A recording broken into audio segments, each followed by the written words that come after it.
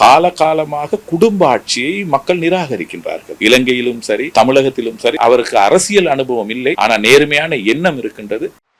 இளைஞர்களுடைய பெண்களுடைய பங்களிப்பு என்பது திரு விஜய் அவர்களுக்கு மிகவும் அதிகமாக கிடைத்திருக்கின்றது. இந்த வெற்றியை என்னுடைய பார்வையில் நான் எவ்வாறு பார்க்கின்றேன் என்றால், இலங்கையிலுடைய கடந்த தேர்தலில், ஜனாதிபதி தேர்தலிலும் சரி, பாராளுமன்ற தேர்தலிலும் திரு அனுரகுமார திசாநாயக்கா அவர்கள் ஜனாதிபதி தேர்தலிலும் பாராளுமன்றத்தை அவருடைய கட்சியும் அமோக வெற்றி ஈட்டியிருந்தது. இந்த வெற்றியை நான் திரு தமிழக வெற்றி கழகத்தினுடைய வெற்றியோடு ஒப்பிட்டு பார்க்கின்றேன். நான் அனுரகுமார திசாநாயக்கா அவர்களுடைய அந்த ஆளுமைக்கு நிகராக நான் விஜய் அவர்களை ஒப்பிடவில்லை. ஆனால் இந்த வெற்றி என்பது எதை குறிக்கின்றது என்றால், காலகாலமாக குடும்ப ஆட்சியை மக்கள் நிராகரிக்கின்றார்கள். வாரிசு அரசியல் இலங்கையிலும் சரி, தமிழகத்திலும் சரி, அந்த வாரிசு அரசியலை நிராகரித்திருக்கின்றார்கள். இது முதலாவது விடயம்.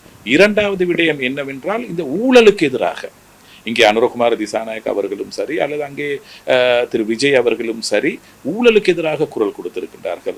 கடந்த காலங்களிலே அரசியலிலே இருந்தவர்கள் இந்த அரசியல் பதவிகளை தங்களுடைய சுயநலங்களுக்காக, மக்கள் நலன்களை விட அவர்களுடைய சுயநலங்களுக்காக இந்த அரசியல் பதவிகளை பயன்படுத்தி கொண்டார்கள்.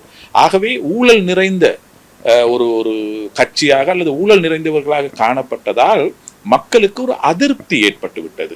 அதுதான் இலங்கையில் நடந்ததும் அதுதான், இப்பொழுது தமிழகத்தில் நடந்திருக்கின்றதும் அதுதான். ஏனென்றால் இந்த பதவி என்பது மக்கள் எங்களுக்கு இலவசமாக கொடுப்பது.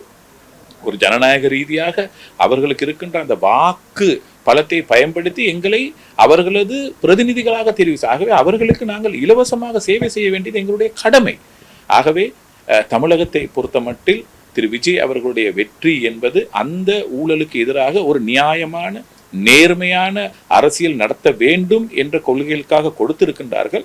ஆகவே விஜய் இதுக்கு தகுதியானவரா, அவர் ஆளுமை உள்ளவரா, அனுபவம் உள்ளவரா என்பதெல்லாம் இரண்டாவது விடயம்.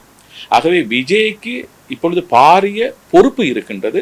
அவருக்கு வாக்களித்த அந்த இளைஞர்களுடைய எதிர்காலத்தை குறித்து அவர் சரியான தீர்மானங்களை எடுப்பாரேயாயின், இந்த ஊழலை ஒழிப்பதற்கு அவர் சரியான தீர்மானங்களை எடுப்பாரேயாயின், அவருடைய கட்சியிலே வெற்றி பெற்றிருக்கக்கூடிய அந்த சட்டமன்ற உறுப்பினர்களுடைய ஒழுக்கத்தை அவர் பாதுகாப்பாரேயானால் நிச்சயமாக ஒரு நல்ல தலைவராக அவர் பரிணமிப்பார் என்பதில் எந்தவிதமான சந்தேகமும் இல்லை.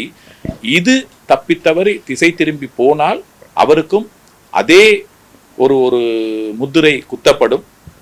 கடந்த காலங்களில் ஏற்பட்ட அந்த அந்த அதிருப்தி அவர் மீதும் ஏற்படும். ஆகவே பொறுத்திருந்துதான் பார்க்க வேண்டும். அவருக்கு அரசியல் அனுபவம் இல்லை, ஆனால் நேர்மையான எண்ணம் இருக்கின்றது. பொறுத்திருந்து பார்க்க வேண்டும் அவருடைய அரசியல் காய் நகர்த்தல்களை. இலங்கையில் மனை விற்பனை மற்றும் நிர்மாணத்துறையில் முதன்மை நிறுவனமான ப்ளூ ஓஷனை நாடுங்கள்.